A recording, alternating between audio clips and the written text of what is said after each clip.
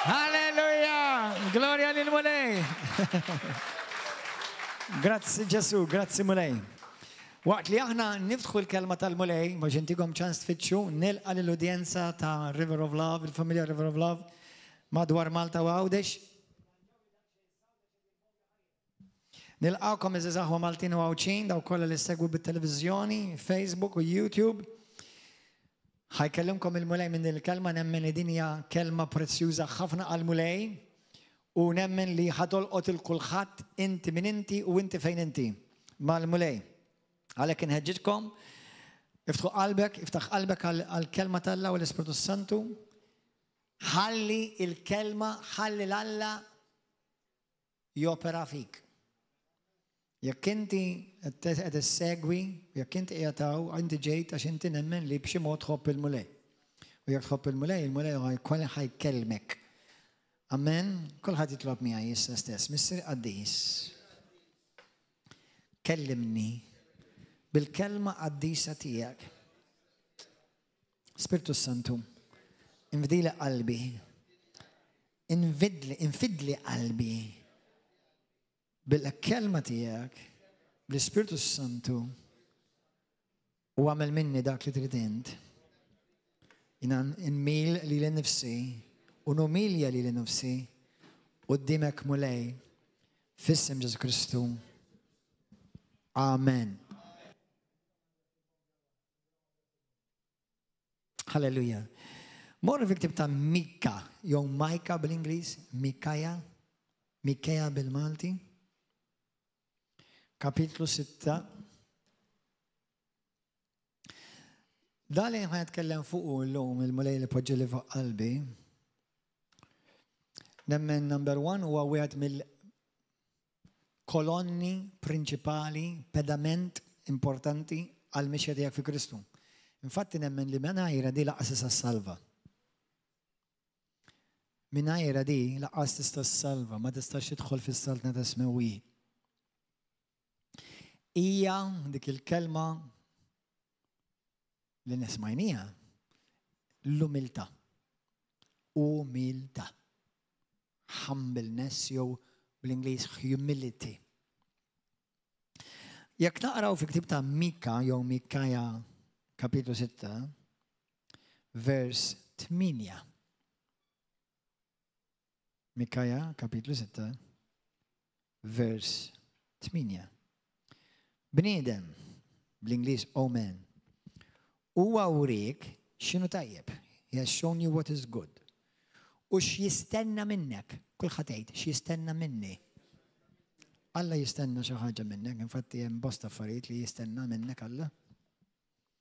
Il-Mulej li tagħmel dak li hu ġust, jiġifieri tagħmel dak li huwa sew. Kulħadd jgħid tagħmel dak li huwa sew. Meta tagħmlu? Meta tkun taf x'għandek tagħmel, għamlu. Tgħid x'ħanagħmlu għada, u mbagħad nagħmlu. La taf li huwa sew.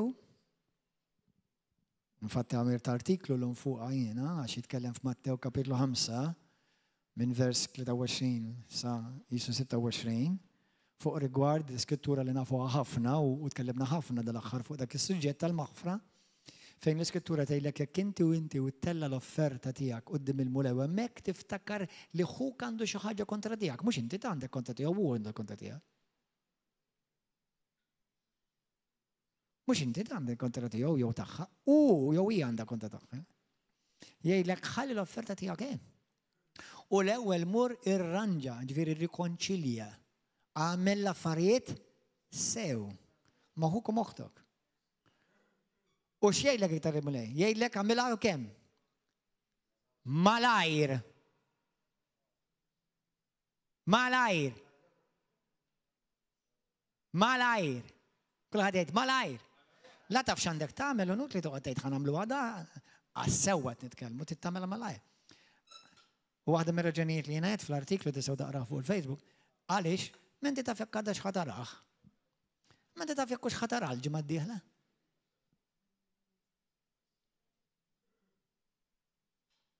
Anyway, il-messaġġ tiegħi mhux fuq hekk, imma l-fatt li inti meta jina u inti nobdu lill-Alla fuq affarijiet li diġà nafu li huwa sew quddiem Alla, hija sinjal li inti umiljajt ruħek.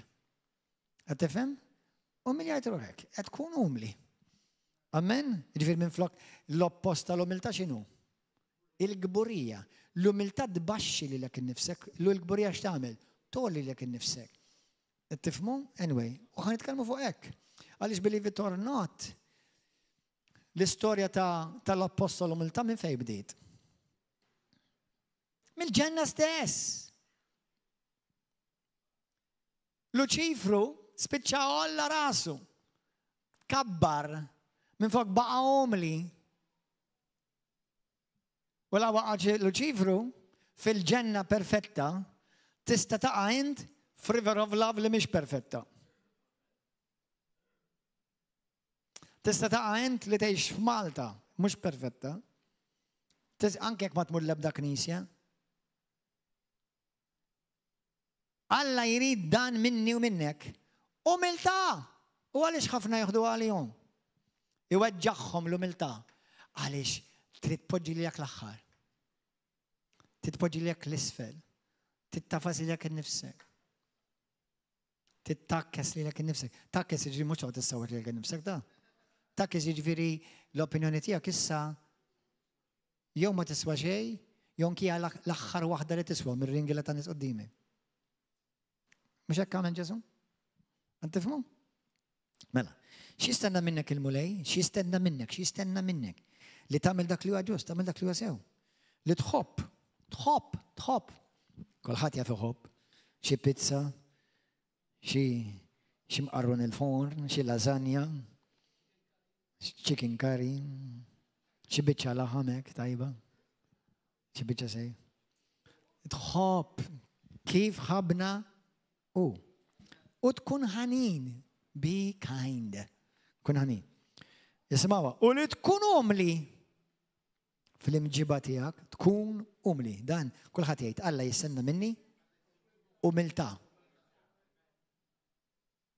ma' Alla tiegħek. M'għandix problema nkun umli ma' Alla, ġas ma' dak minix ma nħossx tajjeb li nkun umli. Żgur minti meta tkun umli ma' ħuk, il-Bibja xtejt dak kieku qed tagħmilha ma' Alla. Kulħadd kapaċi jgħid inħobbu l-Alla ta' ma tiġix tgħidli bil-Knisja. Inħobba r-ras imma l-ġisem ma nistax abih.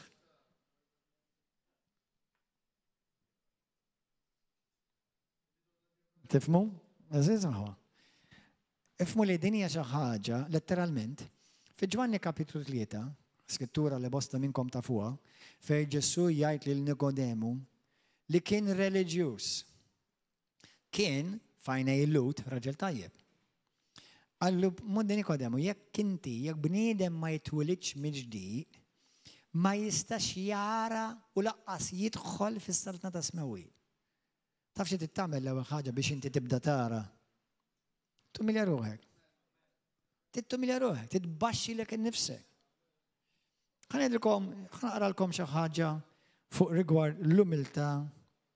Xi tfisser l-umiltà quddiem Alla mill-punt di vista tal-Bibja. Mill-Grik. L-umiltà li tfisser infatti bl-Ingliż jgħidula lowly, mhux lonely, lowly. Ġejja mill-kelma low, ġifieri li inti tbaxxi lilek innifsek. Amen? Mhux tikkritika lilek innifsek ta' jew teqret lilek innifsek jew issawar tbaxxi lilek innifsek. Tfisser li tkun bl-Ingliż meek. Ismawni, meek mhux weak. Ġesu, ħanida bl-Ingliż, Jesus was meek, but he was never weak. As a matter of fact, ħanida bl-Ingliż, as a matter of fact, it requires a lot of strength to be humble. As a matter of fact, true strength is this. ħanida bl-Ingliż u bad bil-Malti. True strength is this. When I know I'm right and you're wrong, when I'm stronger and you're weaker, but I lower myself, even though I may have the right to the opposite. Li tkun b'saħħtek umli tfisser li jista' jkun li pereżempju inti taf jew jien naf li jien għandi raġun u inti għandek it-tort. Jien iktar b'saħħti u inti dajjef. Imma jirrekjedi ħafna iktar b'saħħti saħħa minni li minn flok intik daqqa ta' pon għax hekk ħaqqek, li minn flok nurik imħabba ħniena u intik preżent. Hekk għamel Ġesu. Kemm tirrekjedi ħafna iktar saħħa dik. Kemm tirrekjedi iktar saħħa dik. Amen. L-umiltà tiddeskrivi persuna li minn flok jollu li l-om infushom x'taħseb int, x'jidhirlek int, l-opinjoni tiegħek minn flok inti tagħżel tissottometti għar-rieda tal-Alla minn flok tkompli tinsisti għad-dritt tiegħek. Dik tfisser l-umiltà bil-ludi, għalkemm ma kellix għalmejn ngħidilkom li tfisserek bil-ludi għax anke bil-Maltek tfisser. Sewwa? L-Iskrittura tgħidlek fin-Numri kapitlu 12 vers 3. Mosè kien raġel umli ħafna, iktar minn kwalunkwe persuna fuq wiċċ id-dinja. Taf minn kitibha dik? Mosè.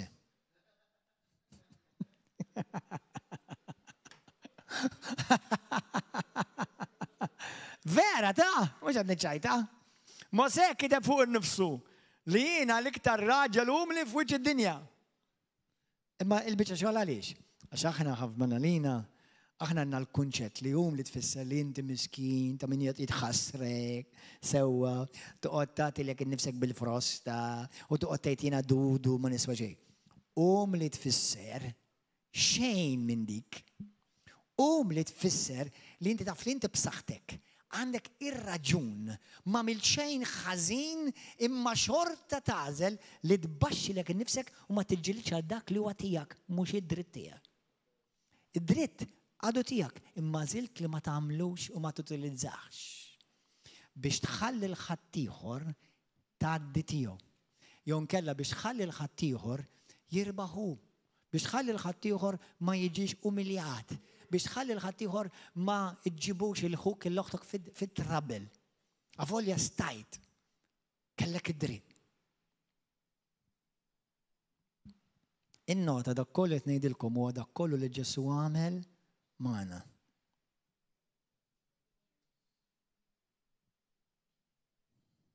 Hallelujah. Thank you, Jesus. L-umiltà hija l-oppost tal-gburija. Satana iħassarlek ħajtek jekk jirnexxielu jaqilek mill-umiltà. Satana iħassarlek ħajtek jekk jirnexxielu jaqilek mill-umiltà. Iħassrek. Infatti, fil-Iskrittura, hemm bosta skritturi, fil-Proverbi speċjalment, sewwa mhux biss ta' ħalli nagħtikom xi ftit skrittura biex għal min irid. Proverbi 16. Aħjar tkun umli. Ikollok spiritu ta' umiltà milli tkun gburi. Skrittura tgħid li min ikun gburi jispiċċa ikkisser ħajtu u jġib ħajtu diżastru meta inti tkun gburi. Ftakru ħanilek waħda mill-affarijiet li tgħinek tibqa' umli, ftakar din ara.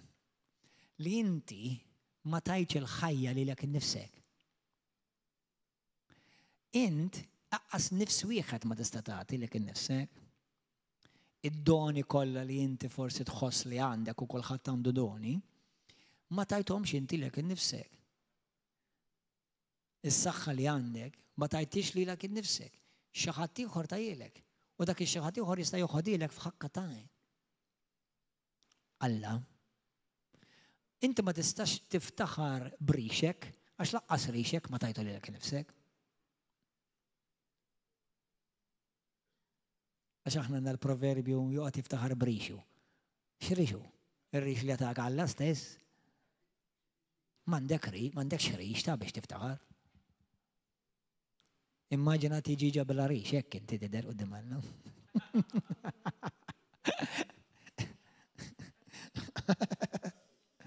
Mhux inti biss kollha kemm aħna. Amen. Hemm bosta jekk issibuhom fil-ktieb ta' proverbi, nħobbu ħafna ktab naqra l-proverbi. Il-biża tal-mulej, iġġib it-talim l-erf u quddiem qabel ma jiġi l-unur f'ħajtek. Hemm riqet tiġi l-ewwel l-umiltà. Fil-ktieb ta' proverbi 18-12. Qabel ma tiġi moħħkom hawn, my Lord have mercy. Qabel ma tiġi d-distruzzjoni, il-qalb tal-bniedem tkun gburija. U qabel ma jiġi l-unur, tiġi l-umiltà. L-unur ġifieri meta inti tiġi molli. Alla jrid jollik. Taf li Alla jrid jollik? Kont taf li Alla jrid jollik? Alla ma jridx li inti tollilek nifsek. Taf li Alla jrid jollik? Taf li Alla jrid jippromovik, kif tgħidha, to promote you? Jippromovik. Alla jrid jollik. Anzi, Alla jrid jużak bħala trofew tiegħu. Imma mhux inti tagħmlu dan lilek innifsek. Titħalli lilu jagħmilha din.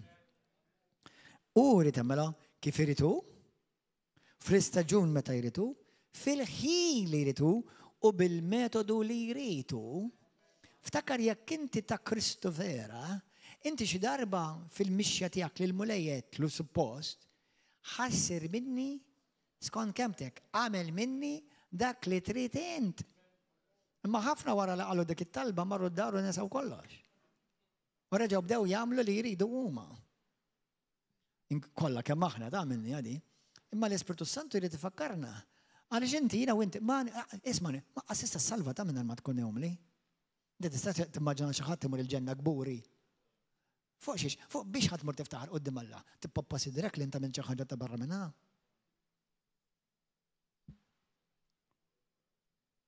Meta jiena u inti quddiem il-mulej li jgħixu ovvjament Alla ħin kollu jarani, u miegħu jiena nkun sinċir, onest, open, li jiena mhux qed ngħidlek li noqgħod insawwar lil nifsi, Alla ma jridekx inti toqgħod insawwar lil nifsek. Imma li inti tkun reali u tirrealizza li dak kollu li għandek tajulek hu. U laqqas tajulek biex inti tneffaħlek rasek, imma biex tibni l-ħadd ieħor, tibni l-Knisja, tibni s-saltna, ġib glorja lill-isem ta' Ġesu. Fajni Alla, jiena u inti bħal bodybuilder spirituali. Bħal bodybuilder spirituali. ħafna drabi aħna, ismawni, kemm minnkom ġieli mortu xi ġim? Xi ġim hekk? Xi minnkom għandkom bżonn tmorru l-ġim. Anka jiena. Pjaċiri mur il-ġim. Sewwa, hemm ħafna tipi ta' bodybuilding mhux bil-forsi tiġi daqs montanja biex imbagħad laqqas tilħaq subek. Sewwa, whatever. Anyway, insomma, ma jimportax. Jekk inti kontent, grazzi mole, God bless you. Imma ismawni, hemm ħafna tipi ta' gym u fitness biex inti tiġi fit. Però ħanejkom aħwa. Issa billi jiena nkabbar ġisem daqs dinja biex noqgħod nippoża quddiem il-mera, mbagħad meta naraw xi ħadd pereżempju naf mara anzjana, miskina, qed iġġor tabija ta' shopping, ta' xirja daqsix u di laqas issa tiflaqa. U jiena naraw noqgħod nippoppa quddiem il-mera kemm għandi muscles kbar. Il-muscles kbar li għandek turi kemm in b'saħħtek, mhux meta toqgħod tippoppahom quddiem il-mara, ma meta taqbad il dik il-mara anzjana taqbrilha shopping baskets u tgħinha ġorru. Hemmhekk turi s-saħħa tiegħek. Qed tifhmu aħwa? Issa jiena nagħtikom eżempju wieħed imma jista' jkun hemm ħafna affarijiet eżempji li huma hekk. Qed tifhmu aħwa? Halleluja, jekk hux mara anzjani, jekk hux u xi ħadd, u minnu mi għandu bżonn. Jekk inti b'saħħtek mill-lat fiżiku, sewwa is-saħħa tiegħek biex tgħin il-minu dgħajjef. Amen? Grazzi mulej. Kif tidher l-umiltà? Kif tidher l-umiltà? Mela għadna x'inhi l-umiltà? L-umiltà hija meta inti tbaxxi lek innifsek. Ma tollix lek innifsek, ma inti ma tipprova tkom ismawni. Meta inti tkun umli, ma tiġġilidx għad-drittijiet tiegħek, taf? Ġesu, iġġieled għad-dritt tiegħu? Tiġġilidx għad-dritt tiegħek. Mhux qed ngħidlek li jekk isma' jekk ikun hemm xi każ f'ħajtek, jien naf forsi xi ħadd sara daħal id-dar u serqek u apparti li werrek forsi kissilek darek, tista' tuża l-liġi minn tagħmel l-edda hemmhekk. Sewwa, imma hemm bost dik jalla qatt ma tiġri, u probabbli qatt ma ħad tiġri. Imma għandek każijiet fil-ħajja tiegħek fejn inti qed tispiċċa f'argumenti ġlied ma taħdejk, ma ta' faċċata, ma min jipparkja qudiemek, ma min jipparkja warajk, ma ta' shopping, u min qabżek fil-linja. Daw kollha tista' tevitom. U qed jagħtuk eżerċizzju biex tkun umli. Qed jgħallmuk tkun iktar baxxi lilek innifsek. Meta bniedem ikun umli, ħanidha bl-Ingliżi, when you are humble, you remain teachable. Il-lejla ħanejdilkom misteru. Jekk taqra l-iskrittura kif għandek tagħmel u tistudja l-każijiet fejn immissjaw lil-Alla, mhux meta kienu żgħar, imma meta kienu kbar. Mhux meta Alla ma kien jaf ħadd bihom, imma meta kulħadd sar jaf bihom. Mhux meta kienu ġast iservu l-imwejjed, ma meta bedew ikeċċu x-xjaten u jagħmlu ruxmata mirakli u opri soprannaturali. Hemmhekk minn hemm waqqagħhom id-demonju. Għax il-bniedem għandu tendenza li meta jibda jiġi użat minn Alla jibda jħossu superjuri.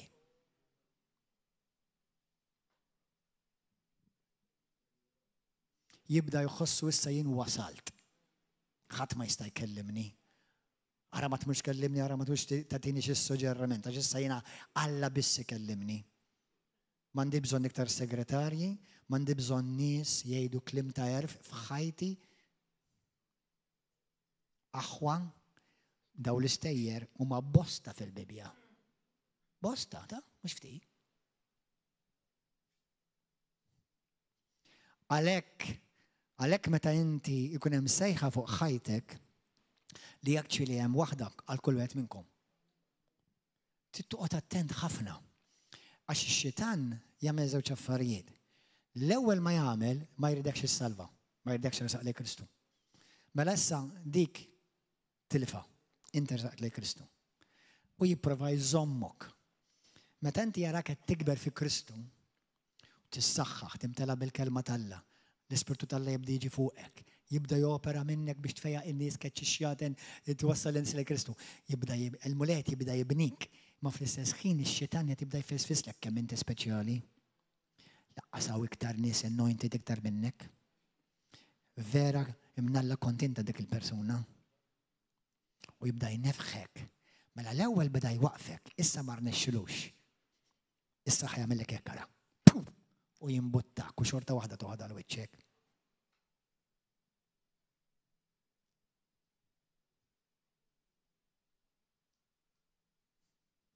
Moħkom tikber kemm tikber. Number one, il-lezzjoni tal-umiltà kuljum tipprattika. Però tikber ma kemm tikber, dejjem ibqa' please remain teachable. Ibqa' irċievi talim. Tfittix biss nies li jgħidulek dak li trid tisma'. Għax qed titqarraq bik innifsek.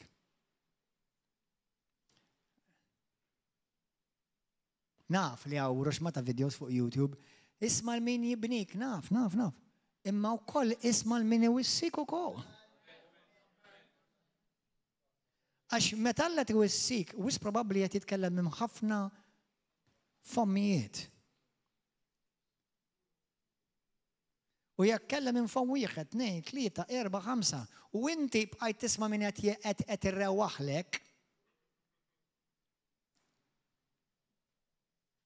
jura inti diġà mħassar. Diġà mħassar. Avolja jista' jkun inti tgħid kemm inti friendly, karizmatiku, karizmatika, sweet, anointed. Luċifru kien anointed. Judah kien anointed. Chambres kien anointed. Alexander kien anointed. Dawn nies li ħadmu mal-apostli.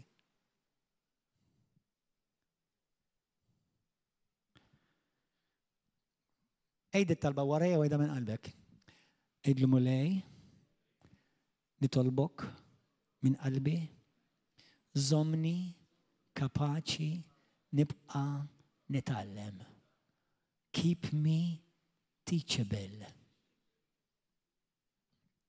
Keep me teachable. Ħafna jisiru arroganti mhux fil-bidu tal-mixja tagħhom, meta jibda jużam Alla. Meta jibda jaraw is-suċċess, jibdew jaraw kif jgħidu bil-Malti n-nies dubbin. Sewwa? Being used by God can make you proud. Li tiġi użat minn Alla tista' ikkun ħaġa li x-xitan jużaw biex lilek ikabbarlek rasek. Morru fi ktib tal-Luqa 9, morru malaj. Luqa 9. Ejdlu Spiritu Santu kellimni. Invidli qalbi bil-kelma qaddisa tiegħek mulej. Luqa 9. Dawk li intom tafuni lili, tafuni sew mill-viċin, m'għandix għalfejn noqgħod nilgħab bil-kliem, ħatmu perfett u jiena wkoll, ħatmu jiena perfett. Però nieħu pjaċir min jinkoraġġini għax kulħadd jieħu pjaċir b'kelma ta' inkoraġġiment u għandi bżonn ukoll jien ukoll bħalkom. Sewwa, imma wkoll min ikollu kelma lija biex ikkorriġini, ngħidlu ideally, infatti taf x'ngħidilhom bl-Ingliż, give it to me straight. Don't worry about it, just give it to me, tell me. Issa jiena matur biżżejjed li ħa noħodha, imbagħad jien narbilha. Jekk tajba noħodha, jew forsi nofsa tajba l-oħra mhijiex kompleta. Ma dak jiddependi minni. Illum li għandi ċertu maturità u għarfien, 30 sena kristjaneżmu mhux ċajta, aw min laqqas jagħmel 30 ġurnata Kristjan.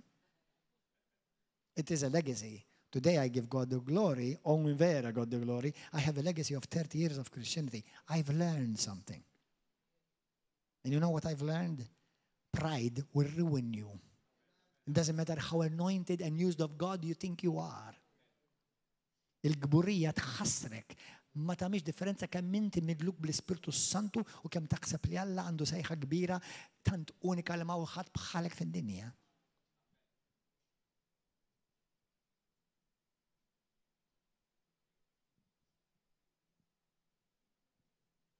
Luqa 9 vers 1, isma'wa. Minn vers 1 sa 6, mbagħad ħammorru minn vers 37. Sejjaħ li 12 apostli daw madwaru u tom għawaw seta fuq ix-xjaten kollha u l-fej u l-martu batom ixandu s-salda tal-law u fej u l-morda u għalilhom tieħdu xejn magħkom għat-triq la ħata la ħorġa la ħobs lanqas flus u lanqas ma jkollkom żewġ ilbiesi. Jekk tidħlu f'xi dar ibqgħu hemm sa ma tiġu biex titilqu. Jekk ma jilqawkom xoħorġu minn dik il-belt u farfru t-trabta tagħha minn marriġ lejkom bħala xhieda kontrihom. Ħarġu mela u bdew iduru l-irħula jxandu l-Vanġelu u jfejqu l-morda kollha. Ismawni, kullimkien, eżis aħwa. Immaġina inti kun parti minn dat-tim. Fejn inti qed tara l-qawwa talla, qed tiġi użat bil-qawwa talla tkeċċi xjaten men. F'passaġġ minnhom jgħidulhom anke qajmu l-mejtin. Sewwa x-xjaten jobduhom ħanarawha ftit ieħor.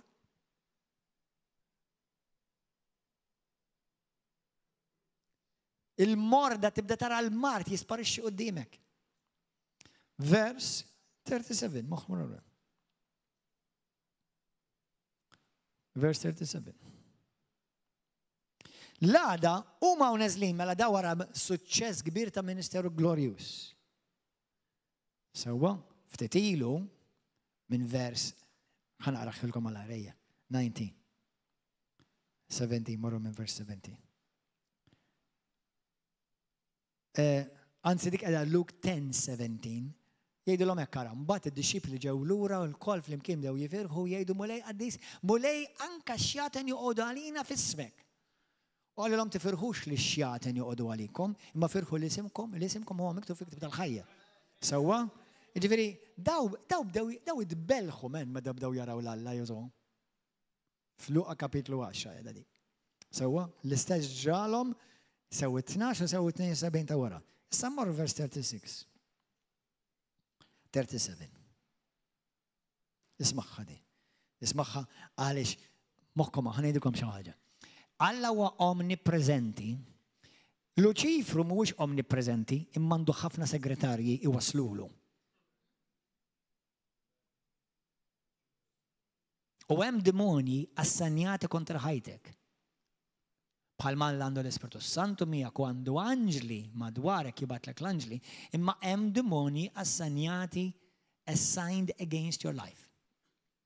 And they have a good Wi-Fi connection. They connect and they transfer information. Għaliex qed ngħidu dan, għaliex bħalma jgħidu bil-Malti il-ħares qed iħares. Jiġifieri you're being watched. Issa toqgħodx tibża għax akbar dak li hemm fik minn dak li hemm fid-dinja. Imma be aware. Be aware. Aħna Alla ma jwissinix biex ibeżżana biex nkunu aware. U hekk jgħidilna fl-ewwel Pietru kapitlu 3 u kapitlu 5 naraw minn ftit biex inti toqgħod attent għax taf li l-għadu qed jassess madwarek biex jara x'inhi opportunità ħad tiġi ħajbilek. Sewwa 37.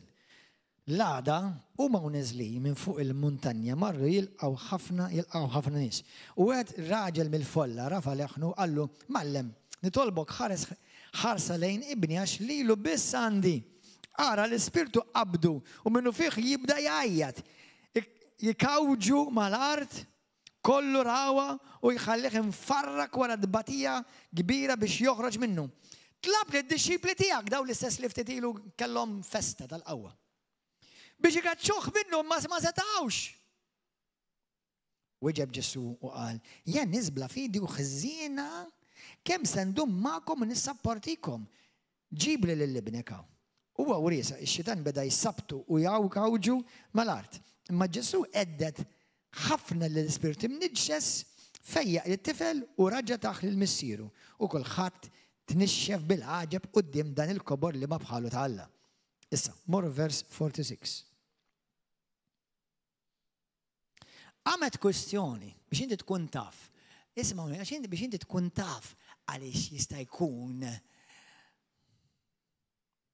Għamet kwestjoni bejnietom, din hija kollha l-istess xena.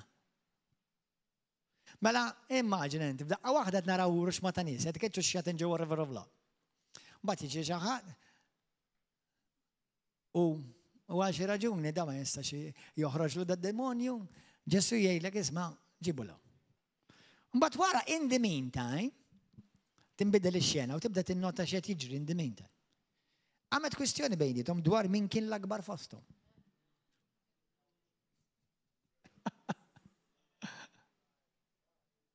X'inhi di? Ġesu għaraf x'kellhom f'moħħhom u ressaq tifel żej leħ edu ġembu u qallhom min jilqa' lil dan it-tifel żgħir minħabba f'ismi ikun jilqa' lili u min jilqa' lili jkun jilqa' lil dak li bagħtni.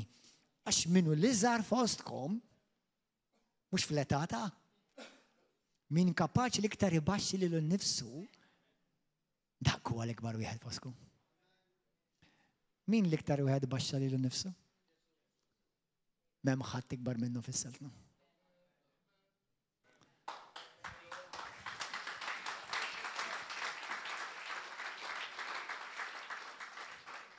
Meta taraw ministeru li jeżżes raħal pajjiż, tgħid għax dak midluk jew dik midluka u għax dak il-favorit. Jista' jkun kollha veru u naħseb il-biċċa kbira ħad tkun vera. Imma ngħidlek, meta nara raġel talla mara talla li għala tuża ta' xejn, dak kellu jagħmel ħafna żmien u jkollu jgħix u jkollha tgħixek titbaxxa. Għax fis-salt nek jagħmlu l-affarijiet iktar ma titbaxxa, iktar Alla jollik. U iktar int ma tolli lilek innifsek, iktar Alla mhux tal-li x-xitan isabtek, tal-li Alla jgħidlek jien nirreżistik.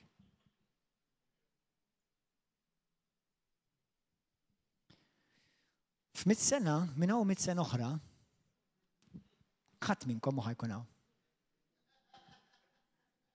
Inkluż jien. Minn hawn 100 sena oħra, ħadd minna ma ħajkun hawn. Fejn ħadkun? Smoking or non-smoking? U kif ħadkun non-smoking? Billi tkun umli. Għax l-ebda gburi ma jiret is-seltna talla. Taħsibx wis iż-żejjed fuqek innifsek? L-umiltà hija virtu minħabba tfisser, jiġifieri li jiena nkun umli hija virtu li ifisser dan. Meta jiena nkun umli, l-attitudni tiegħi hija di. Nammetti, mhux biex noqgħod nidlek, nammetti li jiena dajjef. Naf, aħna poplu tal-fidi, jiena b'saħħti fil-mulej. Okay, it's true. Hemm dik is-side ukoll. Però nħu pieċir, kienet Hagin darba kien jgħid. Kien jgħid tajjeb li aħna ngħidu minn aħna fi Kristu. Però every now and then, remind yourself you whom you are without him too. Tifhem, għax meta aħna il-poplu tal-fidi, tal-Ispiritu Santu tal-kelma talla, tant insiru konfidenti fi Kristu, li xi kultant ma tibqax konfidenti fi Kristu, konfidenti fik. Allura ma I can do all things through Christ who strengthens me and greater is he who lives in me than he that lives in the world. Maħħam bada bda żejt imma naf li mingħajrek ma jiena xejn. Kull ma jien mingħajrek biċċa ħmieġa tal-art mulej. Ħalli tfakkar lilek innifsek. Amen, halleluja, tiċċeb xi bagiba lil Ġesu. Halleluja. Amen. Meta jiena kapaċi nammetti li jiena dajjef, li jien żbaljajt, li jiena dnibt, taħseb li Alla ħajżomlok il-kontijiet jekk inti tkun kapaċi tagħmel hekk. Kollox jinsa u kollox jaħfe. Il-bniedem forsi ma jinsix imma Alla jgħid. Amen. Halleluja. Fl-ewwel ġagbu kapitlu 4 morwa, skrittura li diġà kwotajtilkom tamma ħalli tarawha bajnikom. Ġagbu 4. Isbawa. Vers 6. Kemm hawn minnkom irċivejtu l-grazzja tal-Alla olidejkom? Kif tkun taf li rċevejt il-grazzja tal-Alla? Kif tkun taf? Min jirċiv il-grazzja? Taf li mhux kulħadd jirċiv il-grazzja tal-Alla? Li l-grazzja tal-Alla hija available għal kulħadd iva, imma li kulħadd jirċiv il-grazzja tal-Alla le. Għax hemm kif jgħiduha prerequisite biex tirċiv il-grazzja. Hemm prerequisite. Hija din isimgħuha. Alla l-gburi jaqflu. Imma l-umli jagħtih il-grazzja. Mela jekk inti persuna gburija, xi kultant inti tkun gburi jew gburija mingħajr ma tkun taf li inti gburi. U tista' tkun taf jekk intix gburi jew le. Isma', meta kont żgħir jiena kont għandni żgħir gustus bħal wajna l-lum ma kont iżgħir. So, I get what I say. So, kien hemm wieħed ir-raħal, kien jgħaddija kara. Għaw xi ħadd tal-ġlied. U jiena kont ngħid ara miskin dal-maħnan. Qed tifhem? Miskin. Sewwa. Dak mhux gburi, dak imtek-tek. Il-gburi huwa dak li dik li dejjem irid kollu l-aħħar kelma. Dak li mhux kapaċi imil jew tmil rasu jew rasu. Imma allura pastor noqgħod naqla fuq wiċċi minn żewġ naħat. Mhux hekk qal Ġesu. Meta jdaw tagħtuk daqqa fuq wiċċek. Dawra naħa l-oħra. Dik mhux letteralment ukoll fuq wiċċek, jiġifieri Ġesu qed jgħidlek kun umli tiġġielek ċad-dritt tiegħek. Ħalli lil mulej jiġġieled għalik. Imma jibsa pastor. Impossibbli jekk ma tmutx għalik innifsek. Il-bieraħ qed frażi fil-kors u ħanidalilkom. Il-Kristjaneżmu pur huwa impossibbli għal bniedem ħaj. Il-Kristjaneżmu ġenwin ma jistax jgħixu l-bniedem ħaj. Għalhekk titgħammet inti biex tiftakar li inti issa mitt għalhekk innifsek u tibda tħalli l-Kristu jgħix minn ġewwa fik. U x'taħseb li Kristu ħajjagħmel minnek u fik? Ħajbaxxik. Imma jekk inti kapaċi tgħaddi minn dak l-istaġun fejn jaġi jabaxxik u jasrek, ġej staġun fejn ħajglorifikak. Għax ukoll hija fil-pjan tiegħu li jglorifikak tafu. Però once li jglorifikak u jtellak fuq il-montanja, jerġa' jfakkrek, jerġa' jgħidlek ejja ħanerġgħu ngħaddu minn wiet ieħor issa. Mela mhux tiġi għaddejtu t-test? Down again. Imma li xelfa biex qatt ma tinsa li int mingħajru mint xejn. Għalhekk l-ewwel Korintin 4:7 tgħidlek il-qawwa li aħna naraw u noperaw fiha mhijiex ġejja minna, imma ġejja minnu. Ngħidlek xi ħaġa misteru għalija. Min jaf kemm kont qed inħossni, il-kelma inħossni, dajjef, patata, ħmieġ tal-art, naf li dak kollu, imma nkun qed inħossni. Kun qed inħossni. U jkun l-iktar ġurnata li Alla jużani.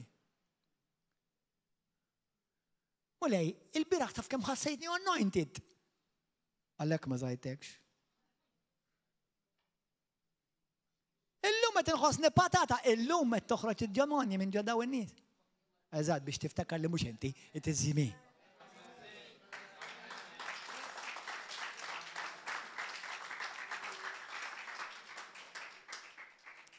God help us. Jesus help us. Amen aħwa.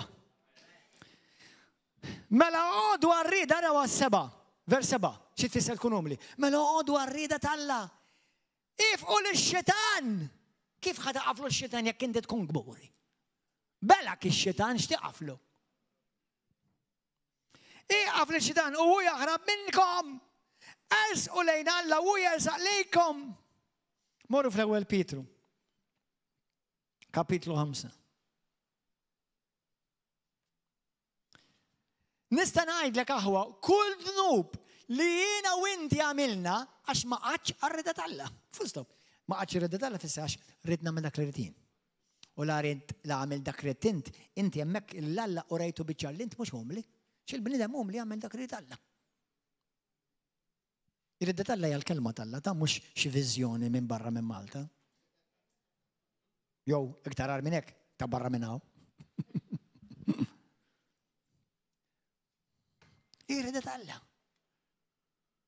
Unbelievable, meta bniedem, meta raġel jew mara jibdew jieħdu għalihom u jħossuhom offenduti fuq xi ħaġa. U kulħadd tal-bliħ jekk ma tkunx umli, qed ngħidilkom isimgħuni sewwa għal min għandu widna mqar waħda biex jisma'. Meta ma tibqax umli, kollox tiġġustifika. Qed ngħidilkom aħwa, meta ma tibqax umli vera u tkompli tfittex dak li taħseb intu x'idillek inti u d-dritt tiegħek, ma tibqax umli, kollox tiġġustifika. Kif jista' jkun Ġuda li markeċ id-demonji jiġġustifika l-ħażin li jagħmel imur jitradixxi li żidu? Kif jista' jkun Luċifru fil-ġenna jitradixxi lil sidu Alla li ħlif ġid marax u jiġġustifika dak li jagħmel? Sallum il-ġurnata Luċifru jaħseb li Alla għandu t-tort taf.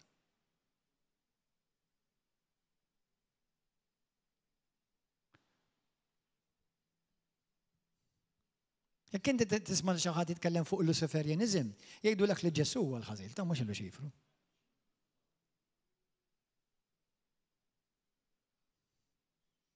Ma ħaġġeġkomx oqgħodu tisimgħu. Għalhekk Ġesu jgħidlek oqgħod attent tisma'. Oqgħod attent tagħti widen. Ix-xitan tant huwa qarriq, imma wkoll tant huwa mqarraq. Li għadu jaħseb sallu minn ġurnata li hu għandu r-raġun, Alla kien fl-iżbal.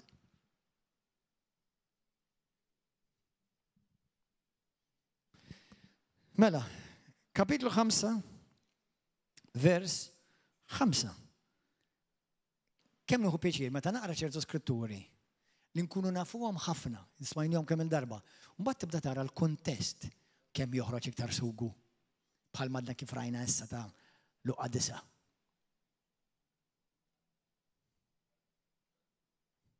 Isma' mela ħanaqralkom l-ewwel il-vers li nafu bih barra mill-kuntest, xorta ħajamel sens. Missa tibda tinnota.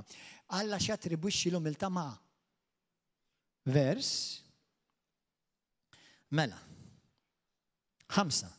Ekku kol intom żgħażagħ oqgħodu għall-kelma tal-presbiteri. Presbiteru taf x'inhu? Il-presbiteru huwa kelma oħra għal pastur tal-preżepju. Anke jekk issejjaħlu l-aġeb, imma xorta l-pastur jibqa'. L-aġeb tal-preżepju. Dak huwa presbiteru. Il-kol kemm intom imbagħad ilbsu l-umiltà ma' xulxin. Għax Alla jefqilhom lil-gburin. Mela mhux ix-xitan biss jaqaflek, Alla jaqaflek. Imma lillum li jagħtihom il-grazzja. Kunu mela li taħt lidsa ta' Alla biex jerfakom meta jkun il-waqt. Mhux meta taħseb int. Ħafna mill-Kristjani they do abortion every year. Aw ħafna Kristjani they do abortion, ngħidilkom bl-Ingliż biex tifhmu sew.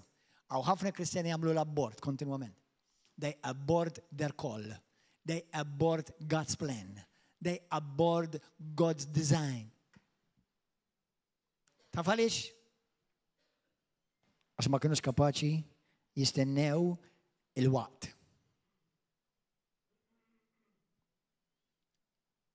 Ixħtu fuqu l-ħsibiet kollha tagħkom għax hu jaħseb fikom.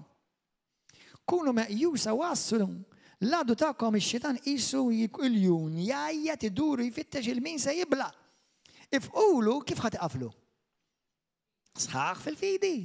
Intom tafu li wħudkom imxerdin fid-dinja qegħdin jaqsmu magħkom l-istess batijiet tagħkom. Issa, il-kuntest x'inhu? Vers 1. Nitlob il-presbiteri. Il-kelma presbiteru hija kelma pastor. Ġifieri intom tista' jgħidu l-presbiteru lili. Imma aħna fil-Kristjani jgħidulhom pastors. Tista' tgħidli pastur. Nitlob il-presbiteri li hemm foskom bħala presbiteru jiena wkoll u xuta tbatijiet ta' Kristu u bħala wieħed li għandu semm il-glorja li għad trid tidher. Iraw il-merħla ta' Alla f'data f'idejkom. Ħudu ħsieba mhux bil-fors imma minn qalbkom. Kif irid Alla, mhux għall-eħbax, imma bil-ħeġġa tal-imħabba, mhux bħaliku taħkmu bil-qawwa fuq dawk li messawkom b'xordikom, imma billi tkunu eżempju ta' marħla, tal-merħla. Imbagħad meta jidher ir-raj il-kbir tiksbu l-kuruna tal-glorja minn suġa minn wart li ma jitbilx. Ekku kol intom iż-żgħażagħ mela dat jgħid li l-Knisja kollha mbagħad qal speċifikament tal-żgħażagħ. X'għandkom toqgħodu? Oqgħodu. Issottomettu għall-kelma tal-presbiteri. Il-kol kemm intom imbagħad ilbsu l-umiltà. Għandha x'aqsam l-umiltà ma' sottomissjoni? 1000%. Tista' tgħid jiena umli u ma rridx nissottometti lil ħadd. Kemm inti mqarraq? Kemm inti mqarraq? Kemm? Jiena nissottometti lil Alla biss. Jekk tisimgħu xi ħadd jitkellem hekk, I'm warning you, they are deceived. And they're going to plant seeds of deception in you with a smile. Fil-Bibja m'hemm ħadd ma jissottometti taħt ħadd. Ħadd. Laqqas Kristu għax ukoll jissottometti lill-Missi. Meta nisma' lil xi ħadd fuq YouTube, Facebook, jew anke personali u jiġi jgħiduli jiena ma rrid nissottometti lil ħadd, ma rrid noqgħod taħt ħadd, ma rrid noqgħod taħt l-ebda covering, ma rrid noqgħod taħt l-ebda awtorità. X'inhi di? Di mill-liema Bibbja ġibta di.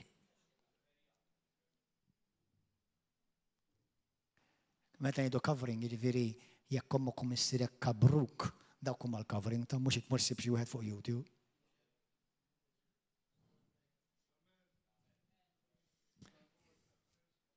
Jiena meta kont żgħir u baħnan. Kont, pereżempju, kont għadni żgħir ħafna, pereżempju kelli 8 snin. U niftakar, it-sija kellna żewġ sijiet joqogħdu viċin tagħna. U it-sijiet dejjem kienu sweet miegħi. U niftakar mort għand it-sija u t-siju, insomma dak iż-żmien, it-sija.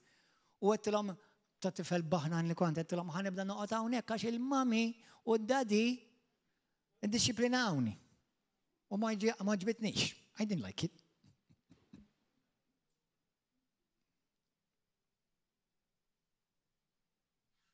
Illum kbirt, imma nara bosta Kristjani jagħmlu bħalma għamilt jien meta kont baħnan.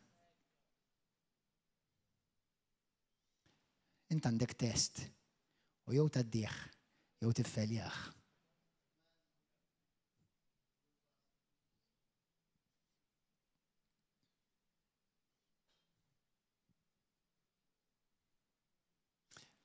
Tirrispondu lil ħadd. Tirrispondu lil ħadd. Min għandu widnejh u qalbu safja, jew qalba ovvjament mara jew raġel. Jekk qalbhom tmil lejn Alla jurihom. Imma meta tisma' xi ħadd jgħidlek jiena m'għandi bżonn awtorità fuqi, tfisser li jiena m'iniex kontabbli lejn ħadd. Tiġix tgħid li jiena kontabbli lil xi ħadd li joqgħod l-Alaska ta'?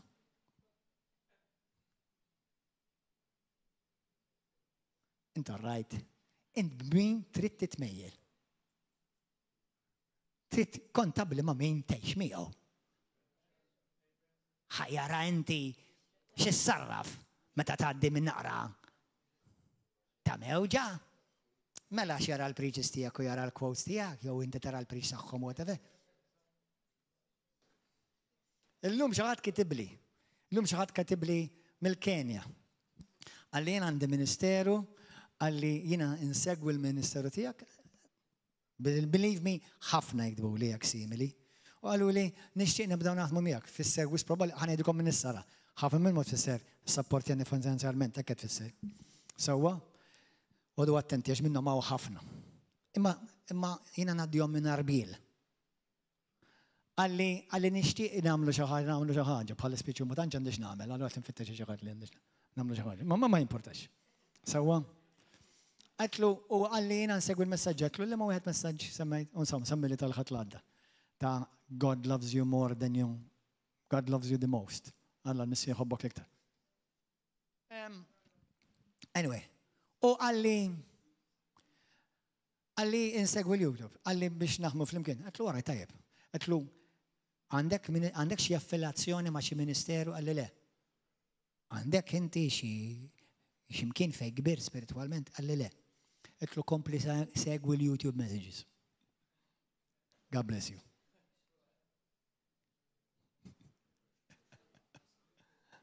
Xi tgħidlu? Le, come and join our church. Mhux hekk nagħmlu mela nagħmlu. Taf kemm hawnhekk gżuz.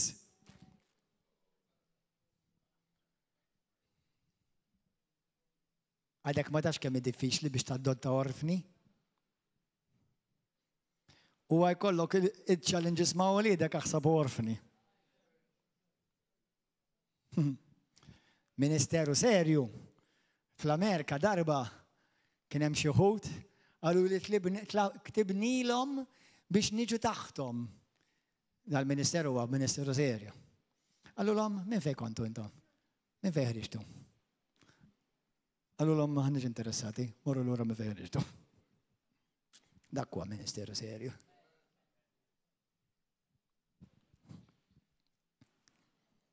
Għaliex? Għax il-biċċa xogħol li dija fil-glorja kulħadd kapaċi ċabċab.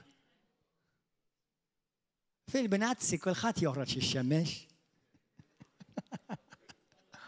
U jelaq ix-xemx. U jgħidlek aw bro, aw pastor, aw apostle, I love you so much. Stanna ftit ġranet oħra, you'll see how much you love me.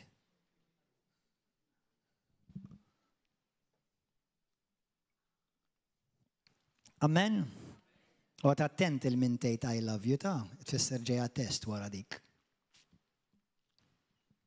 And you will find nothing new about him or her. You will find everything about yourself.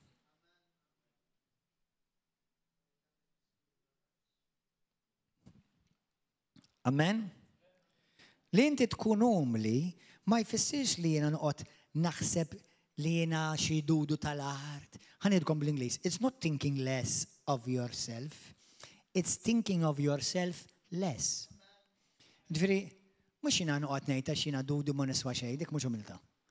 Imma li jiena naf min jien fi Kristu. Naf li jiena mbierek, naf li jiena speċjali u jiena maħbub minn Alla, imma ma nużajiex bħala vantaġġ fuq ħadd ieħor. Għattifmu aħna kull maħna biss ħmiġ tal-art, trab tal-art. Believe it or not, meta Alla għażlek lilek u għamilna lil-bnedmin, Alla seta' qabad it-trab tad-deb.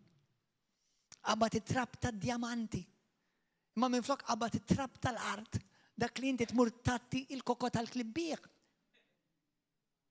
Dak għażel Alla. Imma ħanejdlek, meta dak it-trab jiġi fidej Alla, jgħidina nista' npoġġi ż-żerrija f'dak it-trab u nkabbar siġra u ħajja fija. Halleluja. Amen. Thank you, Jesus. Li jiena nkun li tfisser li jiena nafda f'Alla. Ma nifhimx dak kollu li għaddej minnu, ma nafx għaliex, għaliex ġara hekk u x'għalu hekk u għax ma ġarax hekk, jiena ħdimt u għamilt ma ġarta ma ġarax hekk. Jiena numilja ruħi mulej, namel jintet taħdem, jiena ħanafda fik. Ħanafda fik. Amen, halleluja. Għalek Pawlu jgħid l-ewwel Korintin 15 vers 10, nħobb ngħidha d-iskrittura. Jien dak li jien biss permezz tal-grazzja tal-Alla. Biss. Meta l-ikbar apostlu, l-ikbar papa, l-ikbar isqof, l-ikbar profeta imut huwa l-istess taħt l-art ħajmur, l-istess trab ħajsir, l-istess dud ħajikluk u dak li tkun għamil biss għal-Kristu ħajiswa.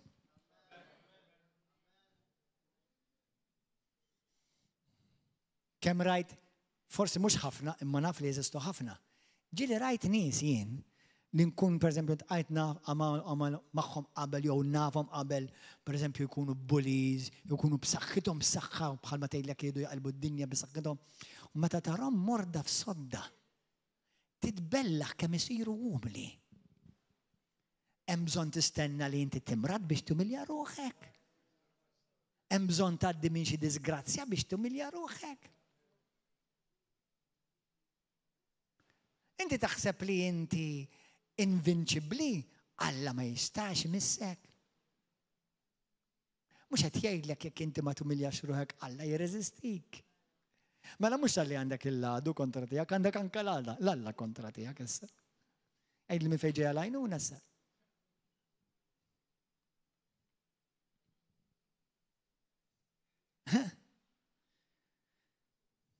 Mawni Jesus help us. Meta jiena nirrealizza jiena xejn mingħajr il-mulej.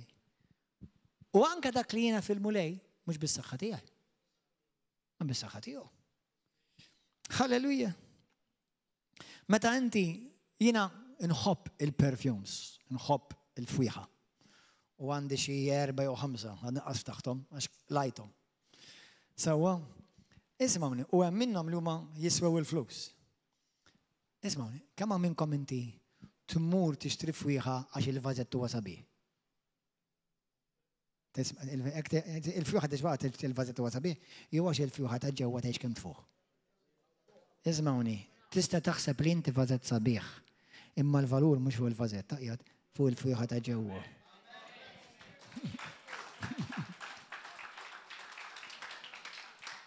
Tifhmu, għalhekk oqgħod attent, għalhekk oqgħodu attenti eżies. Ħanaqralkom l-aħħar skrittura. Morru Filippin kapitlu 2. Tkellem il-mulej lilek miegħek il-lejla? Ejja nitalmu, ismawni, qabel illum inkun umli.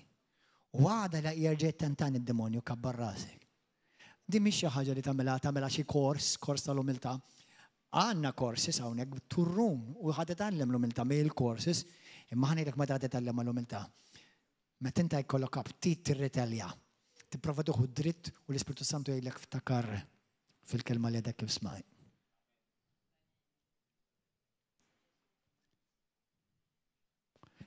Baxxilek innifsek. Mhux tiġa għedtila sorry, baxxilek innifsek. Qabli għandek bżonn tgħidilha darba oħra. Forsi għandek bżonn terġa' tfakkarhom li tħobbhom, tixtieqlhom il-ġid. Naf, hawn min forsi tibża, passi rina nibża ngħidilha sorry, jew nibża ngħidlu sorry għax nafx ħajfisser, u probabbli ħarġa abbuża bija, jew ħajprova jieħu jitla' li fuq rasi. Ejn nagħmlu mod li vera jabbli jipprovaw jagħmlu hekk. Imma inti tkun umli. Inti lil min tittoġob. Mhux l-Alla fl-aħħar mill-aħħar. Mhux l-Alla tittoġob fl-aħħar mill-Alla, mhux jirid il-mulej trid tagħmel inti. Jekk jiena nagħmel is-sewwa u ħadd ieħor jagħmel froġa, jiena mhux dak li jagħmel ħadd ieħor ta' tirendu kon. Dak li nagħmel jiena rid natirendu kon.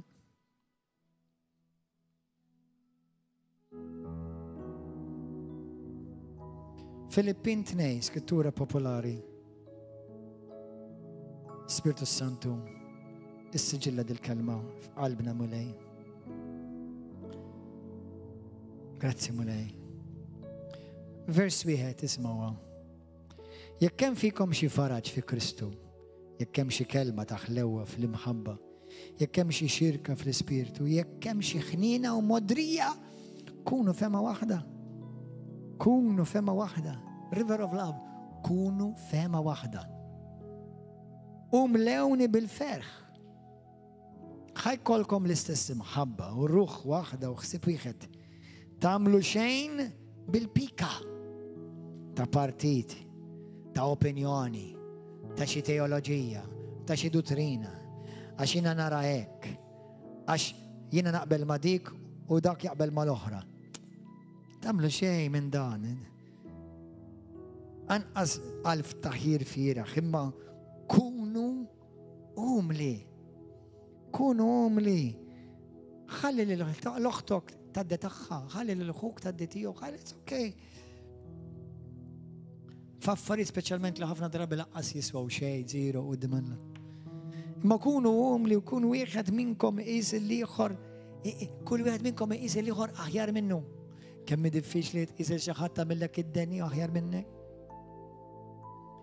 Inti tirrealizza li xi kultant bniedem weġġek mingħajr ma jrid iweġġek.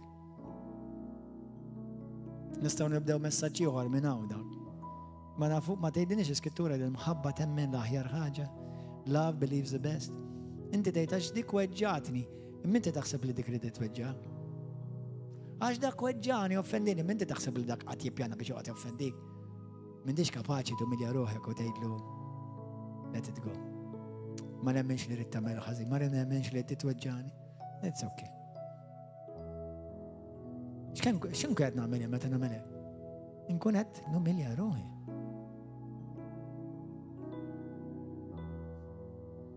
Jesus. Ħadd minnkom vers 4 m'għandu jfittex li jaqbel lilu. X'ma ħadd ma turrun Kristjani jfittxu li jaqblu lilhom. Għax jinek naraw, tipprovax biddilli femti. Very humble, ux vera. The problem hija xi għad baqalek il-fema tiegħek, għad baqalek x'taħseb. Aħseb bħalma kien jaħseb Kristu Ġesu. U li għat li kellu n-natura tal-Alla, ma għadx ifittex tiegħu li hu daqs Alla. Iżda xejjen li l-nifsu ġab li l-nifsu fi xejn billi ħan natural tal-sir, il-sir m'għandux dritt, taf li inti bħala il-sir m'għandekx dritt. Sar jiġbaħ li l-bnedmin u der minn barra bħala bnidem ċekka li l-nifsu billi jobda sal-mewt, anzi sal-mewt tas-salib. Għalhekk Alla qalli ħsas mewwiet u żejnu bl-isem li hu fuq kull isem. Biex fl-isem ta' Ġesu, fis-sema u fl-art u f'iħl-art, iħla kollha jinżu għal-kubtejhom u kull il-sin jistqar Ġesu Kristu l-mulej għall-glorja tal-Missier. Ħanejdlek aħwa, Alla mhux l-isem ta' Ġesu biss jolli, anka tiegħek. Tiftakrux qal id-demonju lil Pawlu? Mattew Atti 19. Meta kien hemm wieħed jipprova juża l-awtorità u l-qawwa kontra x-xjaten. U d-demonju qallu int min int. Qallu lil Pawlu nafu minnu. Il-Ġesu nafu minnu. Immint, ħanejdilkom il-verżjoni Gordon John Mache. Who the hell are you?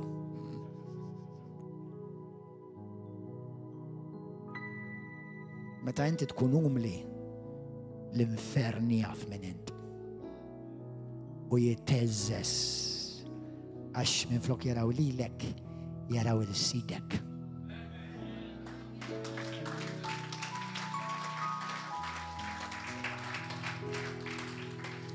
Ejn itolbu. Tlob miegħi. Ejdi talba wara minn qalbek, baxxi rasek għala għajnej. Ejdlu mulej qaddis. Inti kont l-ola wieħed u tbaxxejt l-iktar wieħed. U llum Ġesu, inti għandek l-isem li huwa fuq kull isem. U għal dan l-isem sabiħ u glorjus tiegħek Ġesu, kull irkoppa tmir, kull il-sin jistqar, kull marda jkollha titlaq, kull xitan ikollu jobdi. Ġesu, grazzi li inti obdejt u miljajt ruħek baxxejt li għek nifsek. Ma fittix dak li huwa tiegħek. Imma poġġejt li preferejt li fuq hekk mulej. Għallimni nkun bħalek. Għallimni ngħix ħajja ta' umiltà. Ġesu Kristu. Sidi, il-mulej tiegħi u s-Salvatur tiegħi. Imlejni bl-Ispiritu Santu. Imlejni bil-maħabba għalik u għal dawk li huma eżiż tiegħek. Aħfilli fejn qastek. Kisser u għala minn ġo fija kull forma ta' gburija. Għallimni nkun umli.